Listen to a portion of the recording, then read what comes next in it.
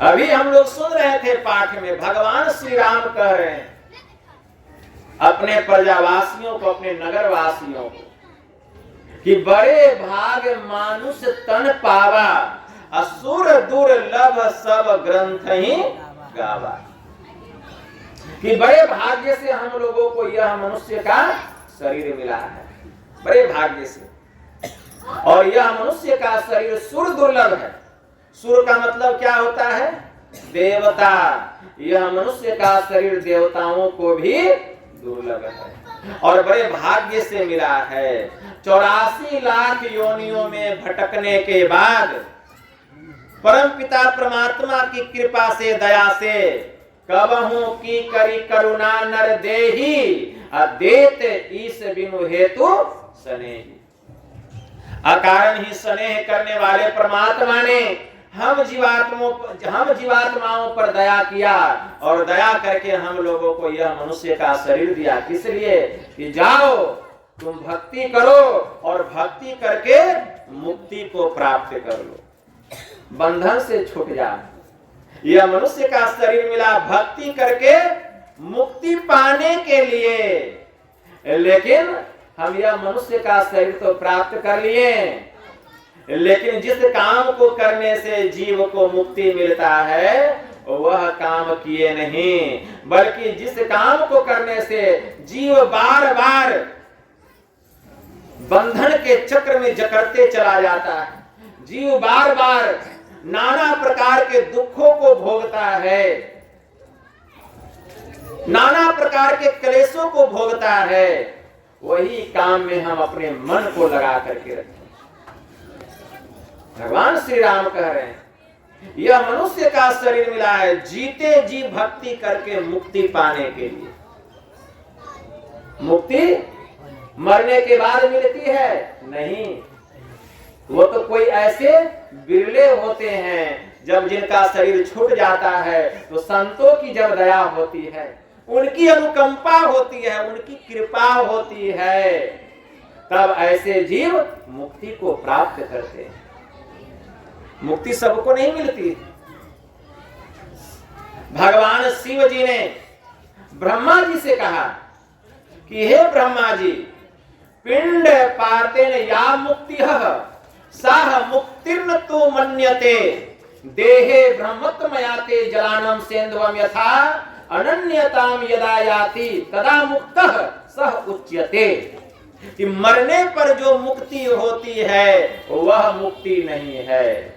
मुक्ति तो वह है जबकि जीव ब्रह्म दशा को प्राप्त कर लेता है, जब जीव ब्रह्मत्व को प्राप्त कर लेता है, जैसे नमक जल में घुलकर एक में एक हो जाता है, उसी तरह जब यह जीवात्मा भक्ति करते करते परमात्मा में मिलकर एक में एक हो जाता है, उस दशा में जीव को मुक्ति की प्राप्ति होती है। मरने पर जो मुक्ति होती है वह मुक्ति नहीं है। अनन्यताम यदा मुक्ति सह उच्यते, वह मुक्ति नहीं है। अनन्यताम यदा याति तदा मुक्तः सह उच्यते। कौन कह रहे हैं? देवों के देव महादेव भगवान शिव शंकर किनको कह रहे हैं? प्रजापति ब्रह्मा जी को कह रहे हैं। देहावसान सम्यचिते यद्यदि भाव एक तत्देव भवेत् जीव इत एव जन्म कारणम।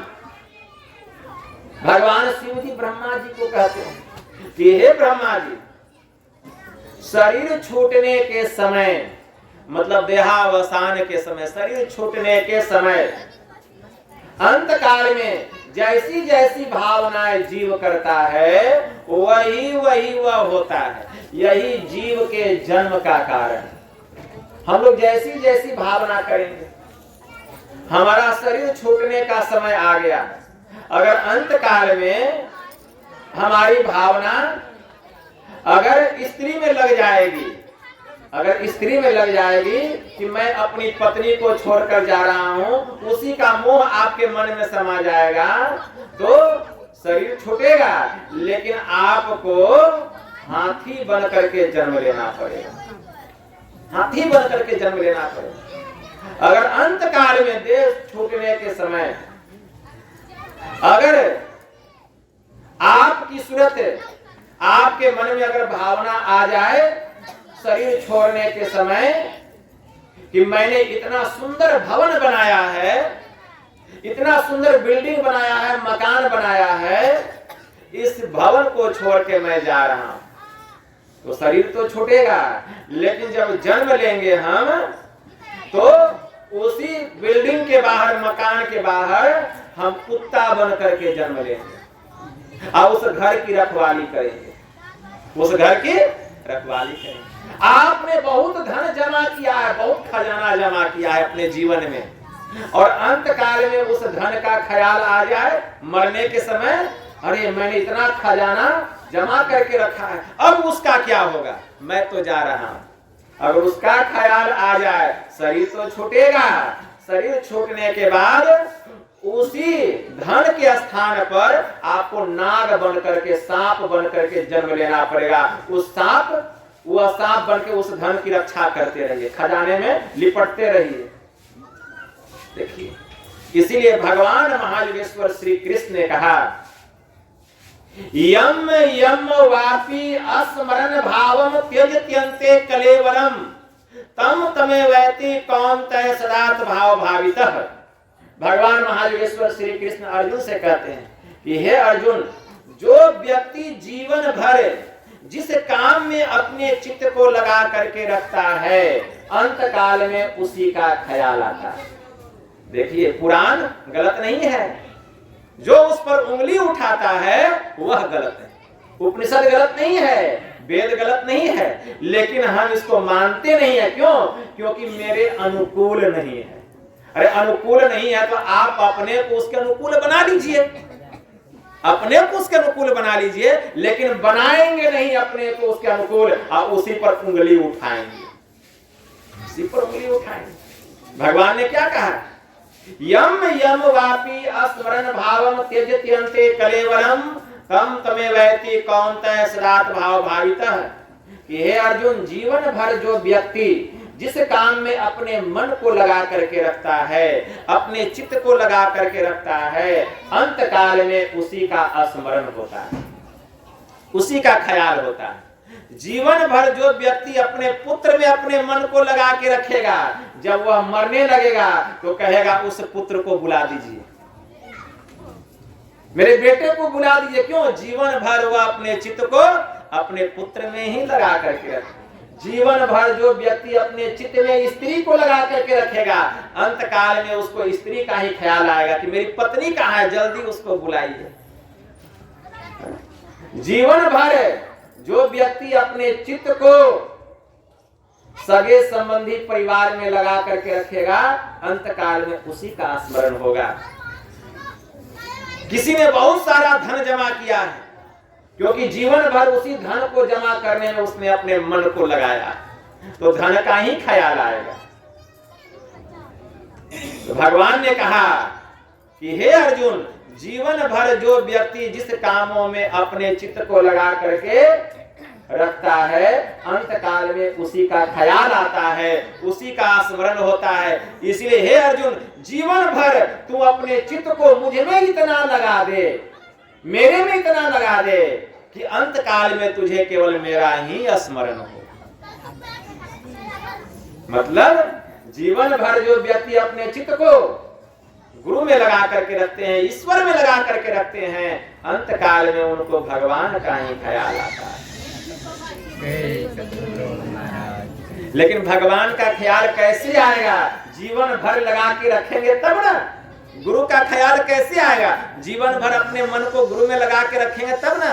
जीवन भर मन को लगा करके रखे मोह माया में, बेटा बेटी, पति पत्नी, घर मकान, दुकान खलिहान इत्यादि में ही मन को लगा के रखे हैं। अरे मरने के समय भगवान का नहीं, दुनियादारी का ख्याल आएगा। और जब दुनियादारी का ख्याल आएगा, यह जीव सीधे नरक में जाएगा, सीधा नरक में जाएगा।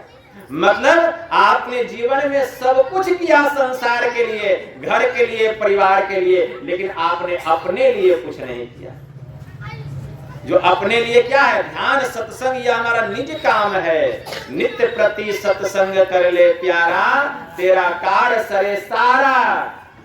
सार कार को निर्णय करके धर चेतन धारा। धर चेतन धारा पिंड के पारा, दसम दुआरे का ज्योति जगी जावे अति सुख पावे। कहीं गुरु की कृपा हो गई।